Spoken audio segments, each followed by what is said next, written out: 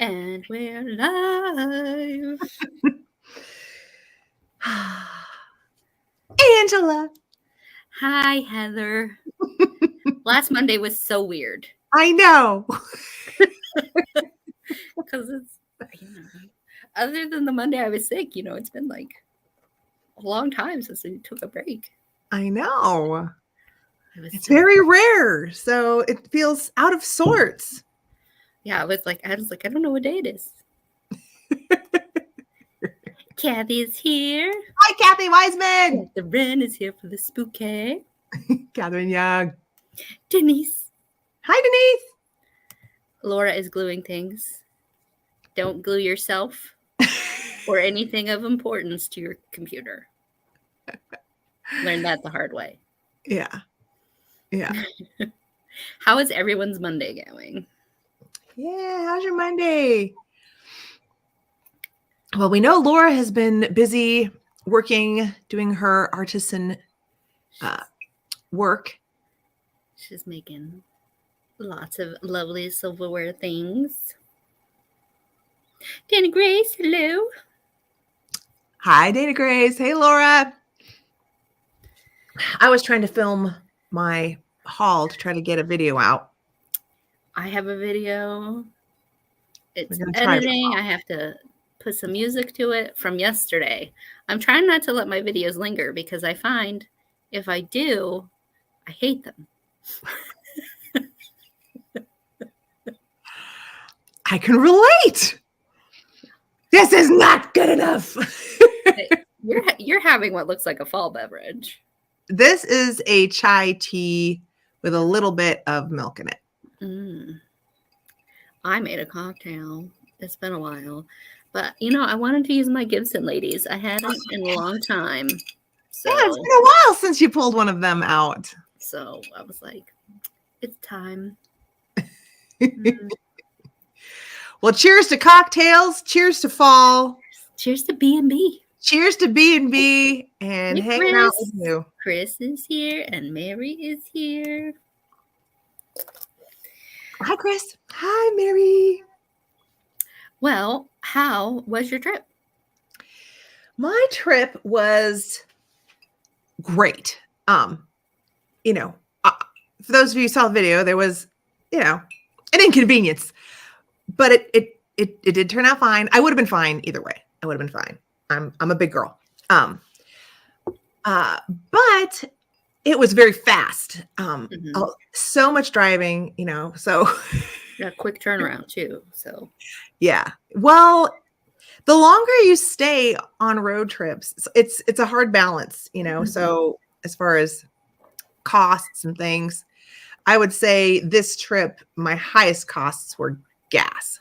Oh yeah. And I did pay Katie for half of her place that she let me crash in. But that really wasn't that bad. It was a lot of my money went to gas for sure. But it was really good. I didn't film the same way I did in the spring. In the spring, I felt like there was a lot more interesting things to see and for me to share. I did get a late start. So I don't know if that was why I didn't get to see like any really cool big things to share. It seemed like you say, it was like, it's just not good. Like it seemed like, oh, I didn't share that much, but you know what? That's okay. The video will be what not it is. Everything.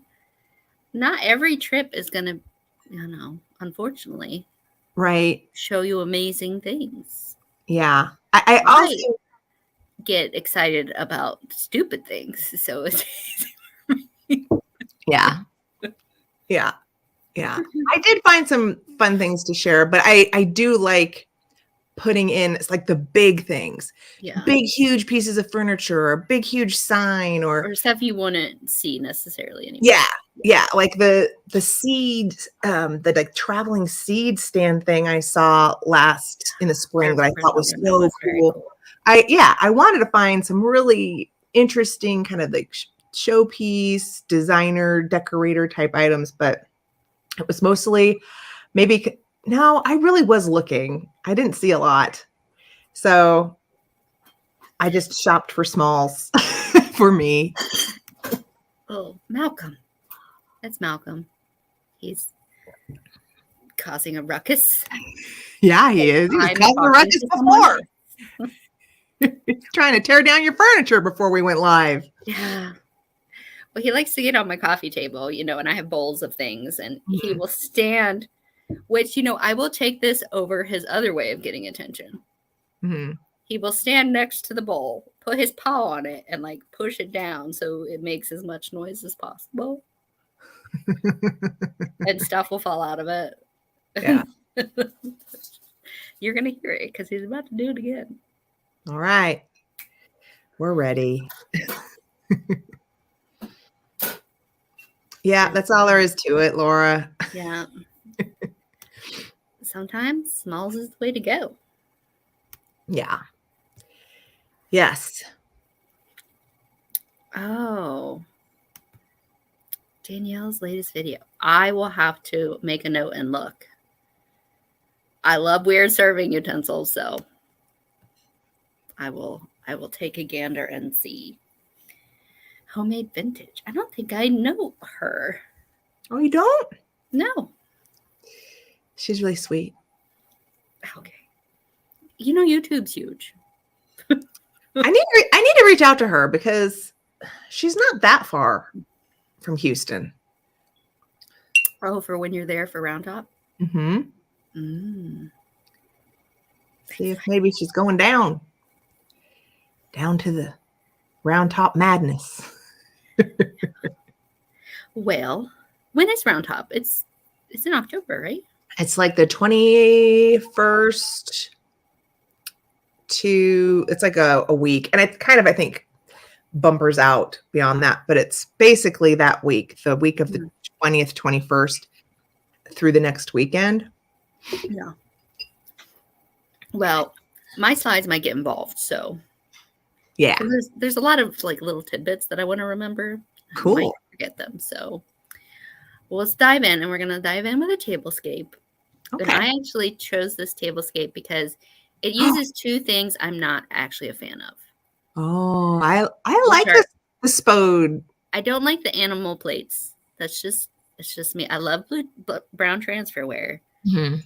I like it with birds and places and stuff, but for some reason, like the things you hunt, it's not for me. I like the rabbit plates. I wouldn't mind just all rabbit woodland spode. Well, they're all also here. Let me toggle over. I do love this fox though. I love the fox. And I also am not a fan of these goblets with the gold leaves. Very 70s. Those are Libby, right? Yeah. But on this table, they're both perfection. Yeah, it looks great. So pretty. And I loved, let me go back to the first one. I loved the use of the purple and amber goblets and like goldenrod napkins. Mm-hmm. Super fall. Yes. Relatively simple. I mean, other than, a charger, this is all largely stuff you might have on hand. And then, of course, they incorporated a bunch of different animals throughout the table. So perfect fall. It really is. Without being like, Yeah. Again, I'm diving into Halloween. I don't care. This is Halloween adjacent. Mm-hmm. This would work for Thanksgiving. It does. I love the purple and mustard colors together. It's lovely. So I also have a community member highlight. Oh, and she's right there. And she was just asking, hi, Jennifer. She's asking if we ever have been to the Mount Dora Antique Extravaganza. Is that the one in Florida down near you? Or is Mount Dora somewhere else? I don't know. Hey, Cheryl. If it is the one that George has a booth at, I would really love. Yes, I am going to go down there sometime. It's not scheduled. It's not planned yet. But it will happen for sure. But Miss I've Got Soul here on YouTube and in the chat, she sent me this amazing photo of a piece she sourced at a church sale. And it's, I kind of cut off the frame, but it's a beautiful shadow box and it has all of these antique ribbons with this photograph. And it's hard to see, but she sourced this for $50. And I thought it was fantastic. And I thought, well, I'm going to share the photo because it's really fun to see some of the amazing treasures that our friends are finding, and also showcase the fact that she has an Etsy store with amazing things. So I didn't know that. Yeah, go check it out. No, I think I did know that. Yeah, see what's in her store. Check her out. And Cheryl came in. Karen's got us on the TV. Don't look too closely. Hey, Karen. Hey, Cheryl. So where is Mount Dora? Mount Dora is my favorite city in the country. So lovely. Oh, is that in Florida? That's what she said the antique extravaganzas were at. I don't know. Somebody tell us. And Kathy came in. Yeah. Here, I'm just going to look it up. So I also have a community highlight because Miss Kathy Wiseman shared how she's displaying her carnival glass. Ooh, yes. I did see this photo. Yes, she sent this to me. I love that dark purple with, you know what? You put that tablescape in front of this. Perfect. I agree. Fits right in. Exactly. So and yes, I just looked it up. Mount Dora is a rural city in Florida. Okay. Thank you, Catherine, too. Thank you, Catherine. For confirming. But it is. It's perfect. There's somebody at my door. Hold on 1 second. Okay. We will sit, discuss. Maybe, Miss Catherine Young, we should try to plan a Mount Dora extravaganza Disney trip.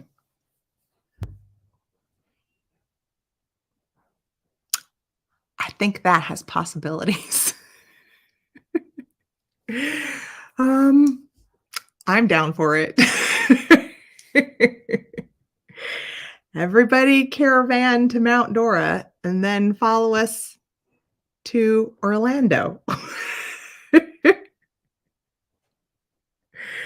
Yes. Catherine is in. Oh, I can't put your statements up because I'm not running the show. But you're welcome, Jennifer. Thank you for sharing with me your awesome pictures. So yeah, I know it's your favorite place in the world, Catherine. So, and I'm much more familiar with the California Disneyland park. So I would just be, wandering around lost, except for Magic Kingdom. I know that layout is fairly similar to Disneyland in California. But either way, I would love to go. I would love to go to Universal because I want to go to Harry Potter World. I still like Harry Potter. So that would be an awesome trip. I don't know if we could do it. Isn't it in January? Is it in January, Jennifer? The next Mount Dora extravaganza. Is that right? Oh, here, right. Oh, I can't put it up on the screen, but it says, I'll be doing a girls' trip to Mount Dora in January. I hope I run into you sometime. So that's what I thought. I thought that it was in January. So I don't know if I'll be able to swing it that soon, but I'll consider it. I'll consider it. If not, is it once a year or is it twice a year? Everything okay? Yes. So Okay. my neighbor trapped and neutered a cat and wanted to know if I wanted it. Oh. And I would, except Malcolm would murder me in my sleep. Yeah.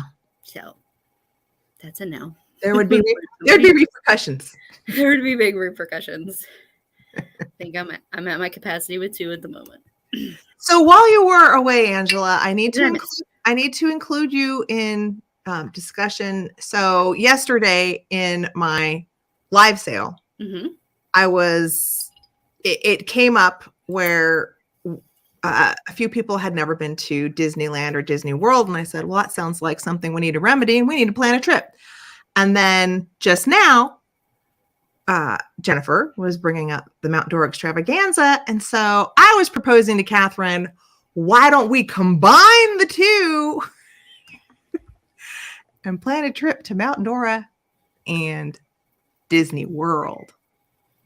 Man. I know. Doesn't that sound awesome? Man, I haven't been to Disney in a few years. It's been quite some time. Sounds like fun, though. And January is a good time to go to Florida. It is. It's not too hot. Yeah.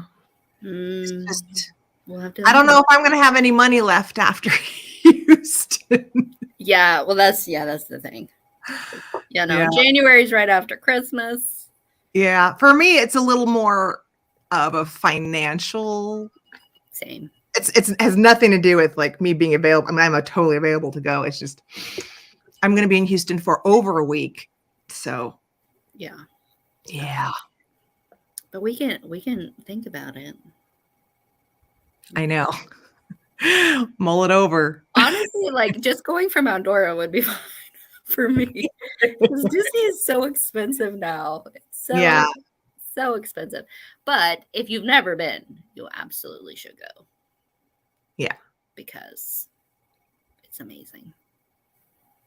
I've only been like 16, 17 times. Yeah. I've only been to Disney World once because I grew up in California. I've only been to Disneyland once. Okay. Yeah. So I've been to Disneyland plenty, but I've only been to Disney World once, and it was mighty long ago. Yeah. It's completely different now, I'm sure. Very long ago. If I had my phone. We've got some potty humor. Yes. So I wanted to share this because I thought it was so just funny. It's amusing. It's tongue in cheek. So this is from the Rusty Snail, Rachel. And she actually has in her backyard an old outhouse, and she uses it as a shed. So in her actual outhouse shed, she has a collection of little dollhouse toilets. And some of those toilets are like souvenir things too. Like they were silly. Okay. Because I have one like that with the wooden lid in my bathroom. Yeah. It says something about, I don't know, flushing your problems away or something. It's a little borderline, like it also like hints at no, don't do that. I might have to share a picture of it. I got it from Nikki at Black Dog Vintage, and it was just funny. My grandparents had an outhouse like this at just out till I was like, I mean, I fully remember it, and then they tore it down because it was getting too dangerous. Yeah, that's sad. And it was like over a creek. So that's very dangerous. If you fell through, you're going to wake up. Good. That's not good. I was trying to find a photo of when I was in Disney World last so you could all laugh. Oh, yeah. But it's going to take me, I think, forever to find it.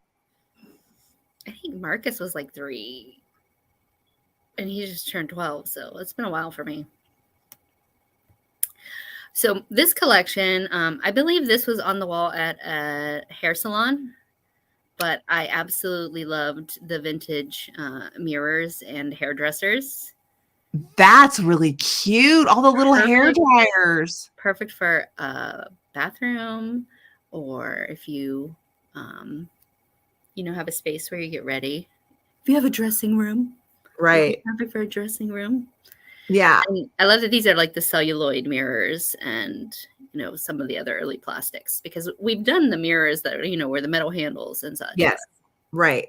I really like the 50s hair dryers. I mean, I think that with I know, but like those vintage hair dryers with advertisements, like 50s advertisements of like the pantyhose and the hairnets and hairnets, that would be just so cute. The bobby pins and stuff. Yes, you have a little shelf here and there with that stuff on it.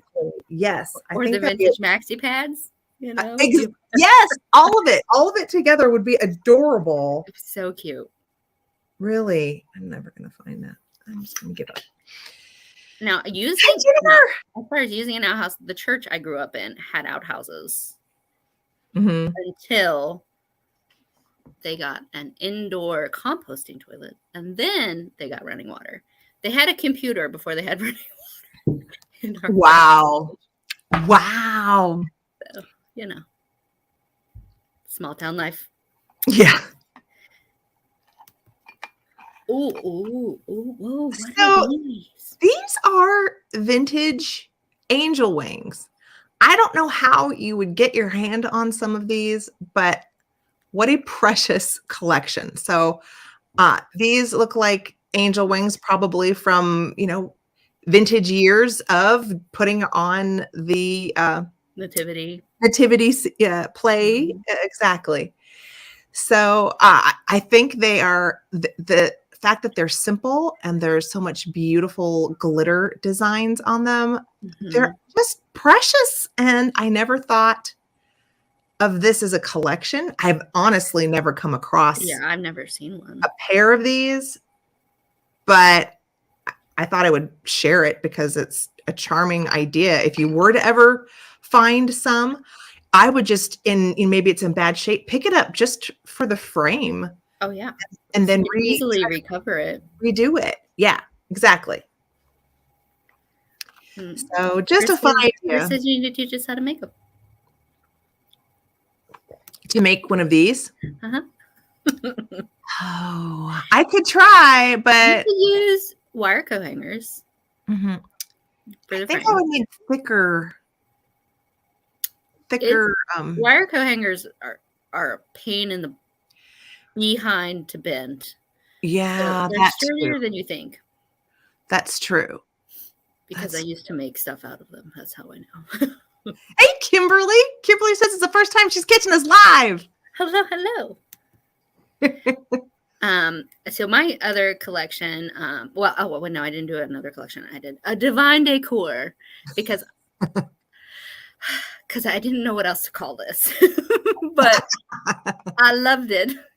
And once I saw the one on the left first, which was, they took part of a skeleton, painted it gold, and then filled it with florals.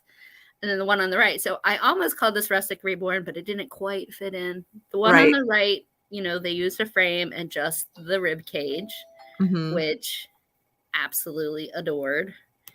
And then I found more. Oh, yeah. I just kept loving them. I like these. Where it's just a floating sculpture. Yeah. With mechanicals. I like it. You can paint them any color, apparently. And because they'll set off, depending on which florals you're using, they'll set it off however you like. Now, I would like to find one that would fit in one of the frames I have on my wall. So now I have it in my brain. I need a skeleton. Right. But now that's in your brain, if you see half a skeleton that, where you're not right. Just exactly. It's one of those things that if you don't have the idea in your head, you would walk by it and miss the opportunity. I never would have seen it. Get one for probably, $1 or something. If you're spooky enough, you could change this out for the seasons. True. Depends on the florals. I really love it. It also took other little things. I bet ephemera would work in that rib cage just perfectly. Can you imagine like ephemera, especially like ephemera dealing with the medical industry or pharmaceutical, you know what I mean? Like all sorts of, or even the snake oil salesman stuff, or just spooky photos that you could tuck in or clip on. Genius. Love it. Love it. Laura says it needs a Santa hat. And some antlers. Or you could fairy lights in there to light it up from the inside. Mm-hmm. So many ideas. I'm so excited. And it's funny because I had something else that I wanted to share, and this just shoved it right out. I was like, nope. Go with the partial skeleton. That's what we're doing. Yeah. Okay, I didn't spell check. I don't know if this is how you spell scintillating. It's close enough. So if it's wrong, I apologize, everybody. I did send this to her maybe 20 minutes ago. But these I thought were great because if you see maybe a modern, crappy but sturdy candelabra, or you see like one of those garden hooks that is either in bad shape, or cheap, that you're like, I don't really need that. But seeing this where really it would just be an armature and you would just cover it with, the garden moss, vines, overgrown, enchanted fairy garden theme. I love it. Yeah. Snake oil cars, and then the sign that says former clients on the skeleton. I love the one on the right. It kind of looks like a giant apiarn with the baskets. It does. You're right. It does. But I'm pretty sure this is just one of those garden hook things, and then they put the baskets on there. I just liked the way they just used those pieces as the structure and made it more of a wild, enchanted centerpiece with all of the greenery. I love those textured candles on the one on the left. The texture. That adds to it. So my inspiring interior, also a media must. I found this lady on Instagram. My Tiny Jungalow is the name of her account, but she just embraced plants and brass, and I love every picture she shares. Is just dreamy, Very maximalist jungle. Yeah, that's why it's My Tiny Jungalow, because it's a jungle bungalow, and I love play on words, so yeah. And her cat's name is Elvis. So Elvis is a big baby. But she just got a new puppy. His name is Ringo, and he's there on the bed. Look at him. He's cute. Tiny little dachshund. But I have never really seen these like planters in like brass hoops, and I love them. I wish I could find some, because then maybe I could keep my plants out of my cat's way. I'm wondering, did she just hang the hoop around the plant? I don't know, because a lot of them, look here, let's see. They looks like part of it. Oh, you're right. I see. Yep, I do. And they do have a vintage look to them, so. Yes, for sure. But also, a cage chair. Love a cage chair. Mm-hmm. So if you want to check her out, absolutely gorgeous. And I love it. She's got just paintings like tucked everywhere too. Mm-hmm. So all your maximalist desires will get a little happy dance from that account. Speaking of skeletons. Yeah. So this is basically inspiring interiors. Hey, Michelle. So, but I also put it as a media must because I took it from their Instagram, 7 Ravens Interiors. I really liked the photo on the left. That's what grabbed me first, was just the mood of the old German or English barley twist chairs with the table and this just dark candles and a candelabra and what looks like a large crystal ball in the center. I know. I saw And yeah, and then the taxidermy owl hanging from the top. Well, and that light fixture in general, wowie. Yeah. And then obviously they upped it a notch for Halloween and did a photo with skeletons sitting at the table, which is very cute. Maybe if I put skeletons around my table, the cats won't jump on the table. There you go. Okay. And then there's another page from the same account. That's my chair. A leather version. Yes.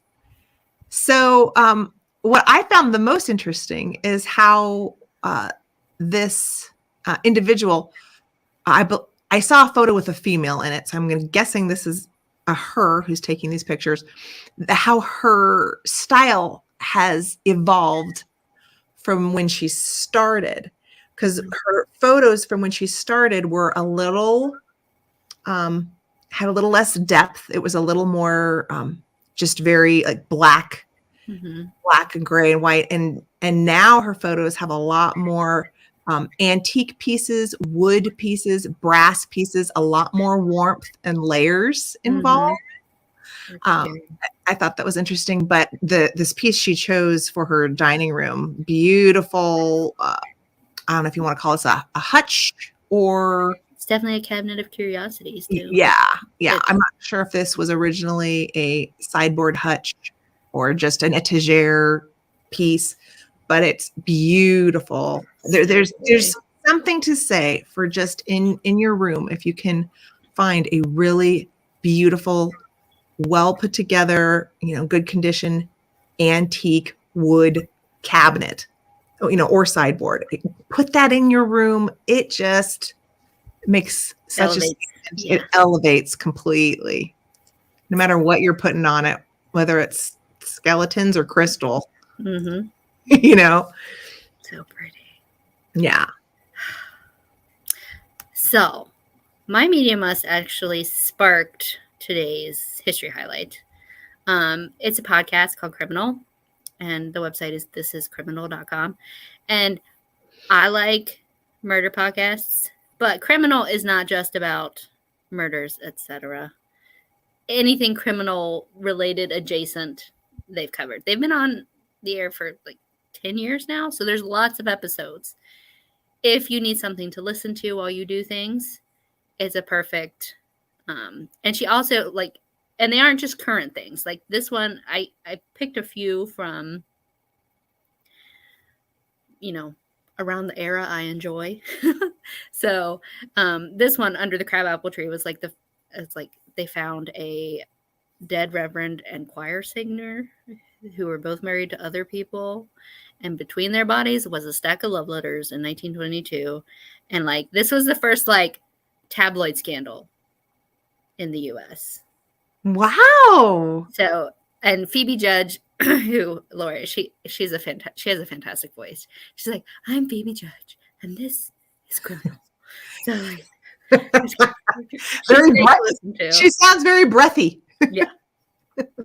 And then which I had one of the other ones because I was catching up when the idea for the history highlight today, but one I listened to today was about the fairy pictures that Arthur Conan Doyle got obsessed with in 1916. Oh, yes. Yeah. So that was very interesting. So if you like podcasts, if you like crime, true crime, and things like that, check out This is Criminal. And with that said, I have another media must. A K-drama. Completely different. 100 Days, My Prince. Takes place in the Joseon dynasty, so lots of great costumes.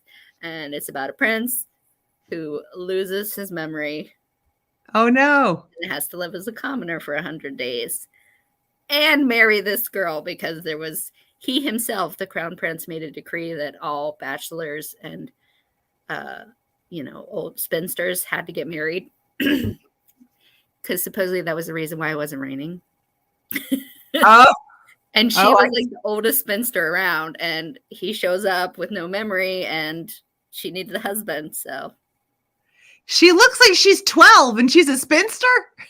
Yeah, 28. Okay. That's spinster. It's spinster territory back then. Yes. But it's fun. There's some intrigue, etc. It's just good to watch. Whatever. I just got obsessed with. It's the perfect escape from my life. I absolutely could. And so during the pandemic, I bought myself a lifetime subscription to 2 different language programs. And I haven't been using them. But I don't. I downloaded my Rosetta Stone and started Korean. Did you see what she said? My Asian don't use They do have great life expectancies. Yeah, I'm not so lucky. My heritage sucks for skin. My genes just aren't good for me in general. So we're here to talk about the Ouija board. And I learned some very surprising things. Like, I didn't realize how far back it went. So let's dig in. But first we have to talk about Fuji, which is planchette or spirit writing, which has existed in China for centuries. So it was first mentioned in writing during the Louis Song dynasty, which is 430 to 469 current era.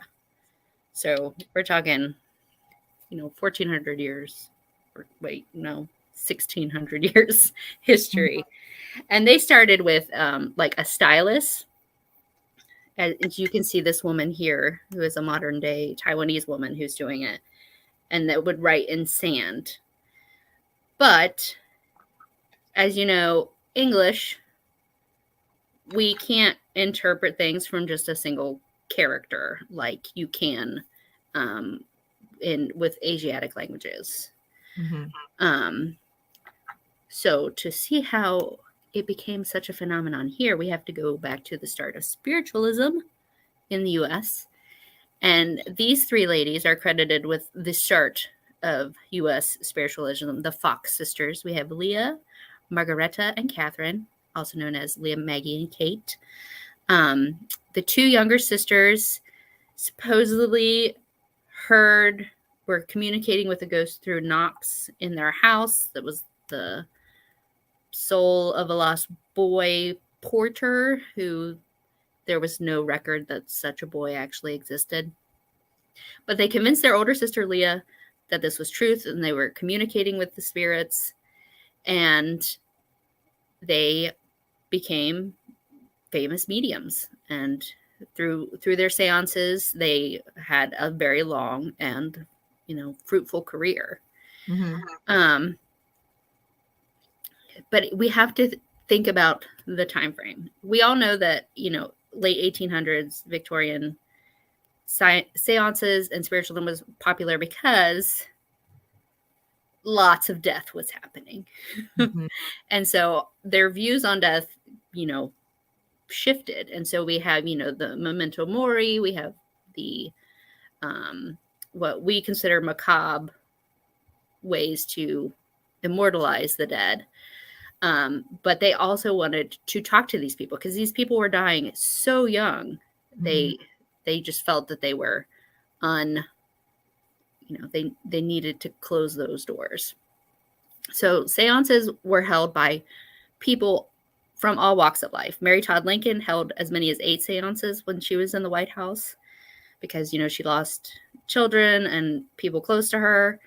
I wanted to add this really cool photo. There was a spiritualist photographer who took a picture of her, and it looks like Abraham is standing behind her. Very cool. And I forgot to put it in. But as you can see, this is what first started, because with the seances, they were sitting around for hours. They would go through the alphabet and wait for a knock just to get one letter. And, something fell over, you got the wrong letter. Who knows?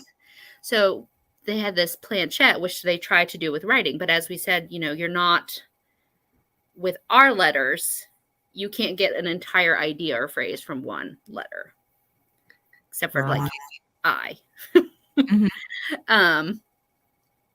So this was patented in the mid-late 1800s, the Boston planchette, where they would write with what we recognize as a planchette from a Ouija board. But that wasn't working. So this gentleman, Charles Kenner, was a fertilizer salesman. And he was in Ohio, which is where spiritualism had a very strong following.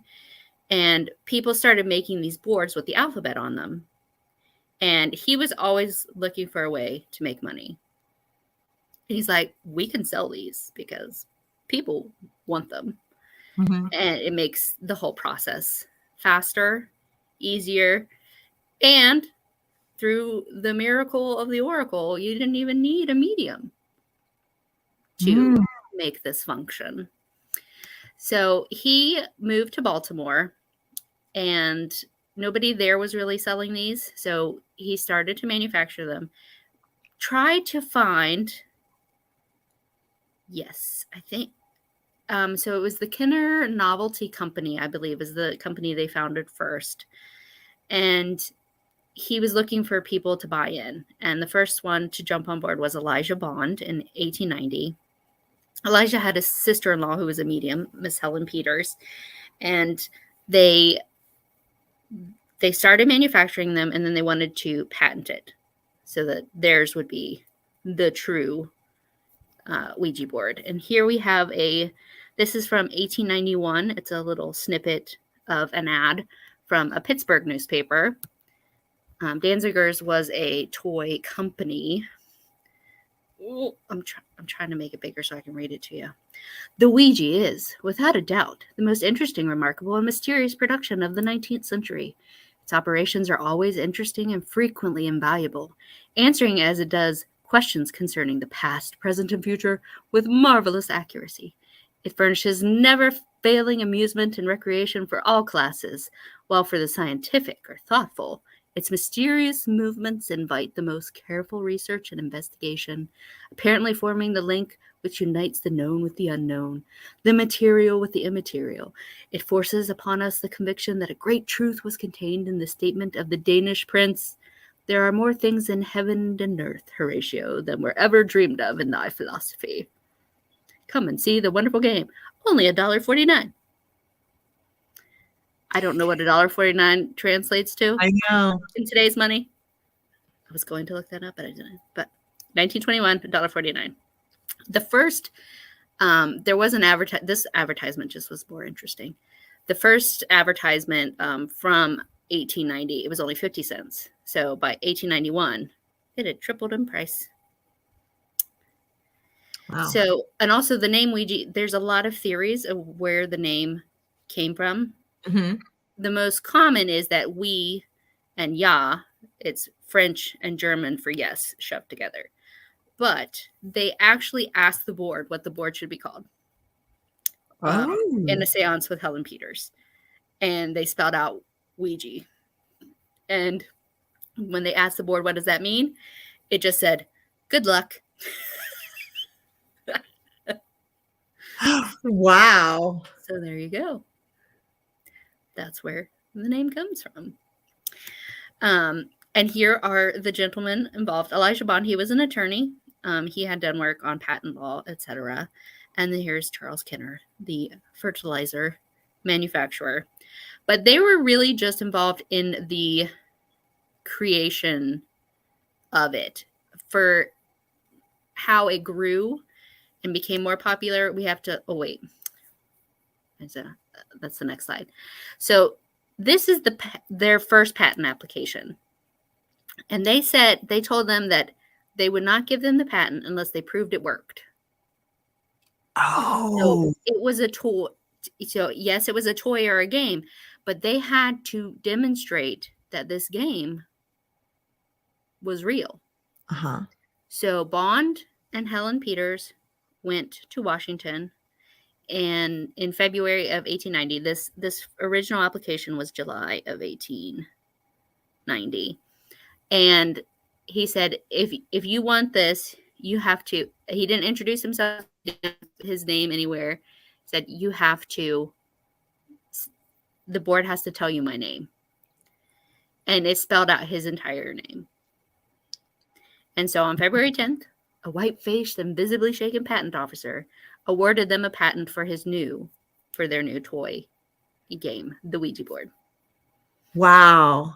I had never heard that before, and I was like, "Oh, that's interesting." It really is. But what I'm just surprised that from the beginning, they went through patents through toy versus like a reference tool of some kind or something different. I think it's interesting that they immediately went through Well, the toy they route. definitely wanted it to be like seen as harmless fun. Okay. Yeah. I guess that makes sense. And even like on the boxes and stuff, it has things like, there's no real instructions for the Ouija board, Right. just the very basics. And that was like, hey, staff, they just didn't want to spell it out because, the unknown is part of the whole mystique of the game. Yeah. So the theory is that because Bond was an attorney who had worked in patent before, he might have known the name of this person. But it worked. It worked. They got it what they needed. And Laura looked up $1.49 in 1921 is $22.87 today. That was a bargain, as you will see. So by 1893, the company was actually run by William Fuld, who had joined as an employee of the Kidder Novelty Company in 1891. By 1892, they went from a single factory in Baltimore to 2 in Baltimore, 2 in New York, 2 in Chicago, and 1 in London. So this was going gangbusters. And there wasn't a lot of information about Fuld, but one tidbit is that he died in 1927 after he fell from the roof of one of his new factories. A factory the Ouija board told him to build. Did he fall or was there foul play? Well, I wondered because he was actually working with his brother Isaac Fuld up until 1910, and then his company told his brother he wasn't allowed to make the Ouija boards anymore. And they went to court, and the court said that William Fuld is the only one who can make a Ouija board. Okay. So, and his brother had to pay all the legal fees. So, 17 years to stew on it. Yeah. And if you notice, he was pictured. He got his picture taken with his Ouija board. So he wasn't just, he was a believer. Yeah. And here is a 1915 Fuld board, and you can buy it on eBay right now for $500. It doesn't have the planchette, but this is what they looked like for most of the early 1900s. If you want a complete one, you can find one. This is a complete Fuld board set in box. Wow. It's around the 1920s. And then they also call it an Egyptian luck board, which, the Egyptian revival, anything you can throw at things. Got it. Gimmick. Yes. Lots of gimmicks. And then here's the planchette. The very first planchettes didn't have an opening, but very quickly they developed an opening for it. And this has to be early 1920s because this one says they only have a location in Baltimore. And by 1923, they had many, many more. Wow. So, how cool that there are still some in their box that exist. That's so cool. And so this is the podcast episode that I was like, all right, I'm going to do Ouija boards because I didn't realize how far back it went. And so we had the Civil War, there was a time, and then Great Depression, World War I happened. Again, more people didn't make it home. And this episode is fascinating. It's about 2 British POWs who were in a prisoner of war camp, under the Kaiser. And one was like a confidence man, and the other one was like a very like upright guy, but very competent. And they started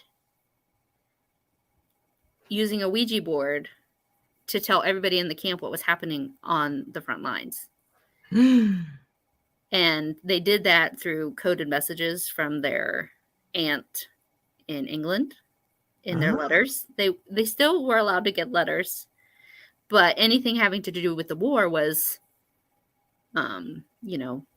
crossed out because, if they keep them from knowing things, then, they won't rise up. Mm-hmm. But there's a whole plot involving this Ouija board that enabled them to escape the POW camp. Wow. Now, the plan doesn't go exactly to plan, but it's fascinating. Yeah. So, so 1916, the seances. This episode in particular, I recommend listening to, especially if you like the tie-in with the Ouija board and other spiritualist aspects. So in addition to, seances, whatever, this is Patience Worth. She was a woman in 1919 who said she talks to a writer named Mrs. Curran, and she tells her stories and she writes the books. Now that's a good gimmick. Yeah. And so I don't know the name of any of the books. Like, I just kept seeing her reference. So now I would love to track down a Patience Worth Mrs. Curran book and see what it's all about. Because, I mean, you think handwriting is bad, but, just having to... She was the first ghostwriter. Oh. And I actually, while doing this, I found a great ghost story from my home state that will be another history highlight for spooky season. I was going to include it in this, but it's not exactly Ouija board related, but it's good. Me too, Michelle. Yeah, Michelle is. Then we can all go to Disney.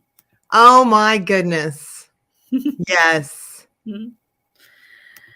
All right. So it was not looked upon as a bad thing. Norman Rockwell, the painted saint of everyday life, right? Had, and there's nothing spooky happening. They're just playing their Ouija board, just a normal Saturday night. Ouija and chill. Let's see what the spirits think about your proposal. But from the beginning, there were always people who weren't fans. In the 1970s, post The Exorcist is when, the whole satanic panic thing happened here in the U.S. But as you can see, this is from, I think, 1865, I want to say was the date on it. And they were just comparing spiritualism to witchcraft. So that wasn't anything new. But up until, the 70s, 80s, it was just harmless fun. Though there were there was a variety of stories of like 2 women killed another woman because the Ouija board told them to. There was a guy who joined the army because the Ouija board told him to in 1941. There were some detectives in the 20s who would use Ouija boards to try and solve crimes. So anything you could think to use a Ouija board for, they probably did it between 1880 to today. And that's just a brief fun history of the Ouija board. Yeah, that's cool. And I didn't realize how many they were making in the 20s and 30s. Yeah. Yeah, because it died down. And I think the Parker brothers purchased them around the 40s. And like after post World War II, there was another uptick in popularity again because of losses. And I think they said one of their factories, like in 1 month, made 270,000 Ouija boards. I didn't realize it was an actual board. Yeah. It's just a piece of wood. Right. With a planchette. I do really want to. And so there were other companies making them, and those can be even more expensive because they weren't as popular, with different graphics, different layouts. I couldn't find as many pictures of it, but if you put antique Ouija board into eBay, like, you will find some very fun things to look at. And that's all I got. I loved it. Did you bring a favorite thing today? No.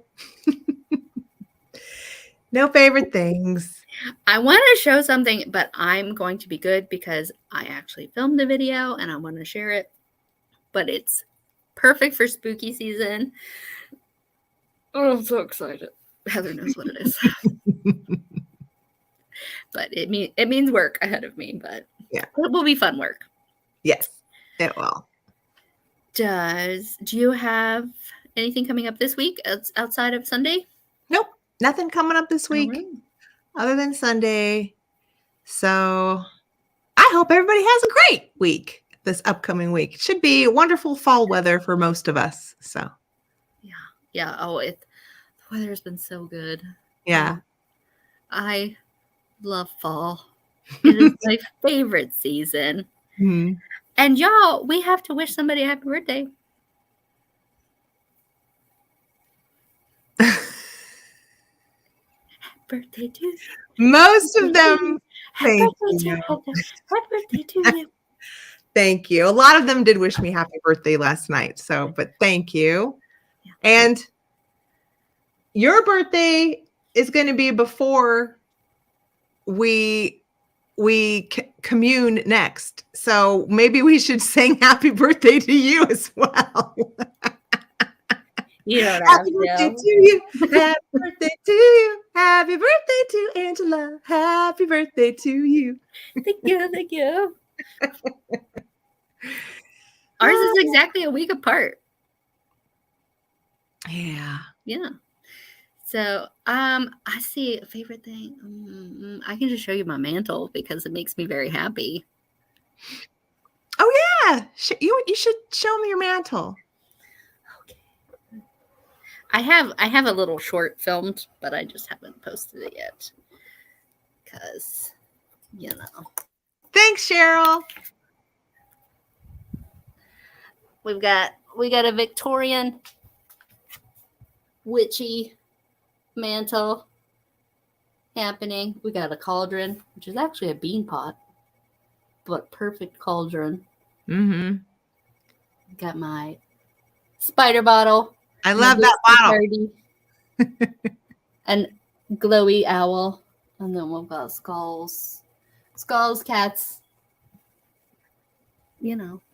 Basically, if it made me happy and it felt appropriate, it went onto the mantle. Steph says, I thought she said manhole. There's one of those out by my road, but I wouldn't decorate it. Maybe I should. That's a video. Opening up the manhole. Let's climb down. Let me show you what I did. Well, we will see you Sunday for your sale. And then B&B's on your channel next Monday. Yep, B&B. So both next week. A lot of stuff to prep. Do you have anything other than that? No? I'll have a video coming out sometime this week. Me too. Look for our videos coming out very soon. So go check out everybody else who's starting their sales here. Yes. Go see my friend Jason, Mother Tucker's. Him and Bill are going to have the Fat Birds on tonight. So actually, they just started. They just started at 6:00.